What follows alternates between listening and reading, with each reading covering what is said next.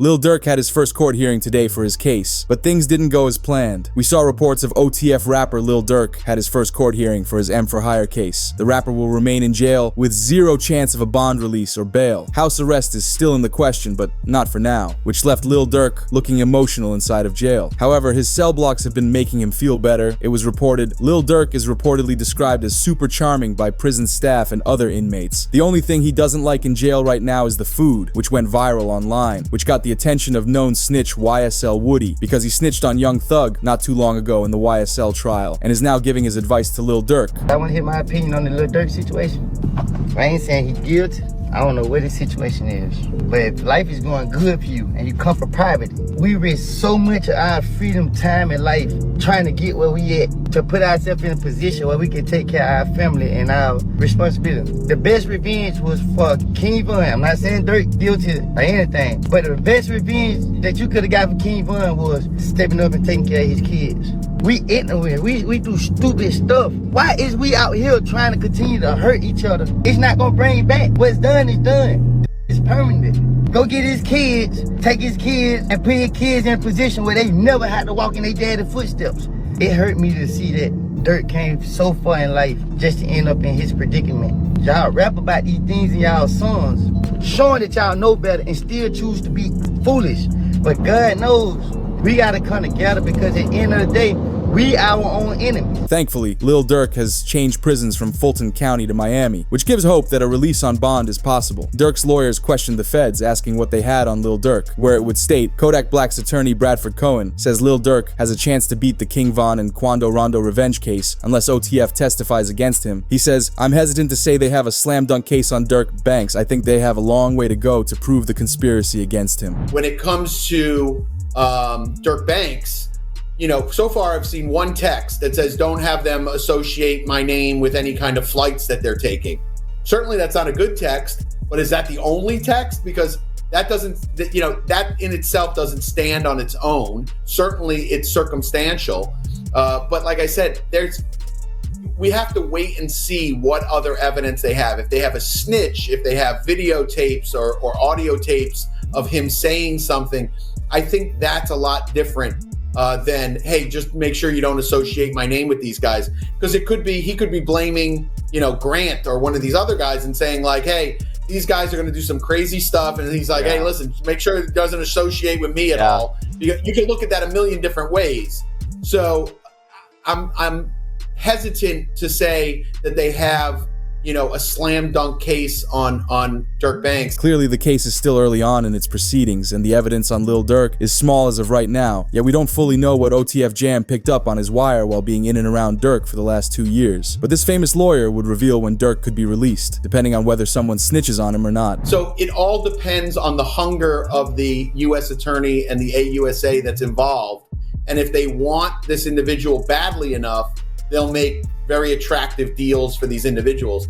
What does a very attractive deal look like? I think they go for the lowest hanging fruit. Whoever, you know, didn't actually guy, you know, maybe someone that was involved that didn't actually, or someone that, but it didn't hit, you know, they're going to have forensics. Yeah. So they'll take whoever is the least culpable. And I think that they'll approach him and make a deal with him, that'll be the most attractive. And if that guy doesn't make a deal, they'll move on to the next guy. So usually that's what happens, right? You go for the lowest hanging fruit first, the guy that you think will flip, the guy that didn't really have that much involvement. And I think what also is interesting with the indictment is it wasn't just money. They're like, oh, it could have been money or it could have been career advancement. Which gives a positive outlook on the Lil Durk case. But there's one rapper who's likely affected the Durk case, because Brick Baby pieced together the crime before the feds even took in Lil Durk. He appeared in an interview not too long ago and shared that you can't say Lil Durk never slid for King Von because they took out Lul Pab. And so once Lil Durk got arrested, Brick Baby would be on live stream and he'd react to his past interview. This is just it. 5 Chicago gang members with ties to Lil Durk, OTF, accused of being hired to unalive Quando Rondo in the LA incidents where Lul Pab was unalive. Suspects face the penalty if convicted. He said indictment alleged that flights and rental cars were paid with credit cards linked to OTF. But was this an attempted hit or Well, something? they can't say that no more. Then they put you as Why? God. Oh yeah, because of Your face. wait, no, like who died? You can't say that no more. Oh, because of FBG Cash? Oh, who? Federal charges in California. Nah, because Lul Pab. So this is about the. Oh, what's that? But I'm just saying, they just say you can't say that no more. It got extremely awkward in the room just after that clip, as it looks like Brick Baby essentially outed Lil Durk for going after Quando Rondo and getting Lul Pab instead. But it gets worse once with the report. Brick Baby says that he would have dropped Quando Rondo's location if Lil Durk had asked, because he is loyal to him. Why is that? Then it's people like, you lined up somebody from your hood. Like, listen, I didn't. But at the end of the day, what's wrong with giving my friend the address? Oh, this is my boy. He lost his boy. Who did it could be around.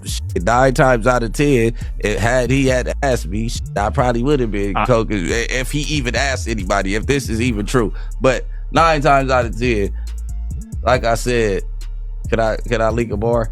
Sure. I said if he make the call right now, I'd something. Right. However, with news dropping that OTF Jam cooperated with the feds, fans went back into old Lil Durk's Instagram lives to see if they saw Jam hanging around Lil Durk and what might have been caught on the wire recording. They saw this video from a couple of years ago where it looks like Jam is holding the top of his jacket, whispering in it, and looking if everything is connected to his wire. Hey,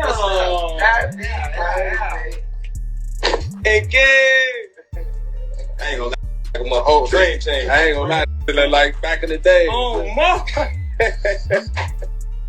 Oh dang! Like back in the day. Look, he took out. Check on your man. I heard you got his head. Yeah. I ain't gonna lie, man. Hey, when I was growing up, I What happened to Dare? architect. What happened to who? What happened to Dare? Schools out of town. All that woofing on the net, it got your man Metro! hit. Metro! With Durk finding out a long time later that Jam was informing, he hopped on an interview with DJ Academics and called out how just from talking to people, he can tell if they will cooperate. As it reported, Lil Durk has been playing 3D chess this entire time. He knew OTF Jam was gonna cooperate. I see shit from a mile away. I don't think people realize that. I could have a conversation with you for 5 seconds and know your is gonna cooperate. In this interview, it seemed like Durk knew people were going after him, as he'd even mentioned how none of his friends know where he lives, and that he tells no one what he's up to. Nobody is ever allowed to my house. It be my best friend never been to my house. For real? I promise. Your best friend? I promise. Like, it's people like that I just don't allow around my girl and my kids, cause it's like I'm just a different type. I'm not the. We're gonna have family night at Durk house tonight. It's the. Everybody at Durk's crib. Yeah, we gotta. Everybody getting watched. We gotta watch everybody. Hey, you go too. Hey, they go too close to them kids. You know what to do.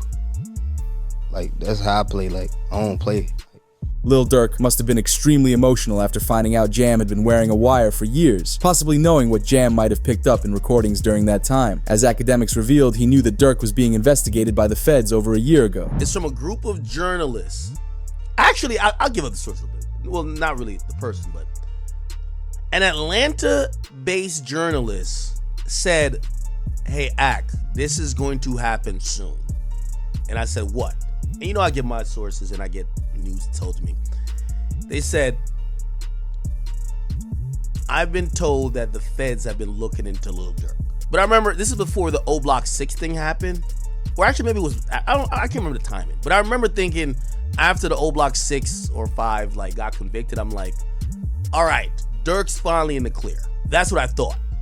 But the person who was telling me, they say they had good authority that was coming from investigative bodies that was involved in looking into this. He could have given Lil Durk a heads up about the feds investigating, but sadly he didn't. Once the feds collected enough evidence to have a solid case against Durk and the suspects who got Lul Pab at the gas station, they were all arrested within 24 hours. What's most interesting about the case is how the feds managed to turn OTF Jam into a snitch. Because Jam had just finished serving a 12-year prison sentence. He did his time, and just as he got out, Lil Durk met up with him to give him gifts to celebrate his release. From $50,000 in cash, a crib, and a car to give him a head start back into his life. Yeah, because you just came home not too long ago, like when you come home. So I've been home a little bit over a year. Yeah, okay. A little bit over a year. Yeah. 12 years flat. 12 years? Like 12 years. Did my time. Ain't told them nobody. Right. Ain't no on my name. Like, how did you even get linked in with just OTF period? Man, get linked in. Started with LinkedIn. We broke together. This ain't no people I met. Nah, I knew them. Like I'm saying, this was before jail. I know. Yeah, because he's super solid, bro. Like, he's like, you know what I'm saying? He said, Jam get out that jam, I'll give him 50. He ain't got to ask again, bro. Like, you know what I'm saying? He ain't got to ask. He said he gave you 50, bro. You know what I'm saying? Unfortunately, one major thing that OTF never found out about was that not long after, Jam was caught in the possession of a firearm and was arrested again, facing the decision of either spending another 10+ years behind bars or becoming a federal informant on Lil Durk. He decided he wasn't going back on the inside after just being released. So he signed the deal and began informing on Durk banks, as the feds managed to get a hold of the one guy who would be least suspected of wearing a wire, someone who already did double-digit years in lockup, and seemed like someone that would never turn on OTF. This led to Lil Baby sharing, "This can't be true, man. Free the boy, Durk. These streets are evil. Y'all own brother will turn his back on you." But other characters in the scene would feel a different way, as Charleston White shared that this was a victory for the rap community. I don't think drill rappers would ever be celebrated ever again. Down goes the drill. Just down goes the drill. 12th round knockout, because it looked like they had got away and they get to ride off into the sunset. So this is With the help of Jam's involvement, they got enough evidence to get warrants and spy on Lil Durk, from wiretapping all of the communications in OTF and the men that took out Lul Pab, and just waiting for someone to share too much. Inside their investigations, they caught evidence linking Durk's credit card to the flights he purchased for the 5 men who did the act to Quando's crew. As it was reported, federal investigators obtained iCloud records of Lil Durk advising an associate in his hit plot, saying, "Don't book no flights under no names involved with me." Regardless of the warning, the associate booked the flights using a credit card linked directly to Lil Durk. And as if Lil Durk purchasing the flights to go and get Lul Pab wasn't enough, they also searched the internet to find videos linking Lil Durk to the men who did the crime. Sure enough, they found this old King Von jewelry video that shows 3 of the suspects with King Von, being Didi, Vonnie, and Boogie.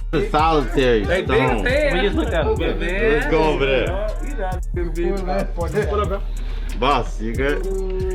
My boy. Let's go. They got real in here, man, because he just stepped in. The money man just stepped in. With these 3 being friends with King Von in the past, they more than likely had communication with Lil Durk's side of OTF, and once King Von was taken out in Atlanta, they also wanted revenge for King Von. But even the fact that Durk had the company's credit card used to purchase the flights, we'd see DJ Vlad share his thoughts on it. In multiple interviews, I've said that nobody would get on a plane to get someone. I said this because there would be so much evidence that they're guaranteeing prison. Well, today, I was proven wrong. Lil Durk was dumb enough to send 5 guys on a plane to get Quando Rondo. They ended up getting the wrong person. And now, all 6 of them are facing life in prison, or even the penalty. Charleston White spoke more on the Durk arrest, saying how he thinks it's funny everyone's sad about Durk's arrest, because when Charleston was locked up, people laughed at him. Ain't nobody laughing at Durk like they were laughing at me when I went to jail.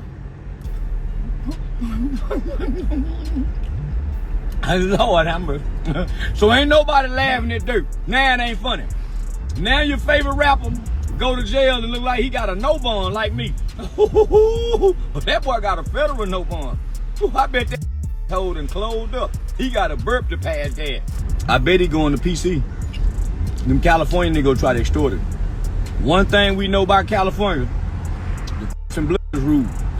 GD, BD, on 4 them, they ain't got no say-so nowhere.